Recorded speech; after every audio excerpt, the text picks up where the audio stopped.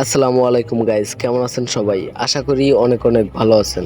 আজকে আপনারা জানতে পারবেন গরিবগড় রাজপুত্র 36 নম্বর পর্ব কবে আসবে, কি হতে চলেছে এবং আর মোট কয়টা এপিসোড আসবে, কবে শেষ হবে, সবকিছু নিয়ে থাকছে আজকের এই ভিডিও। তো গাইস চলেন শুরু করি।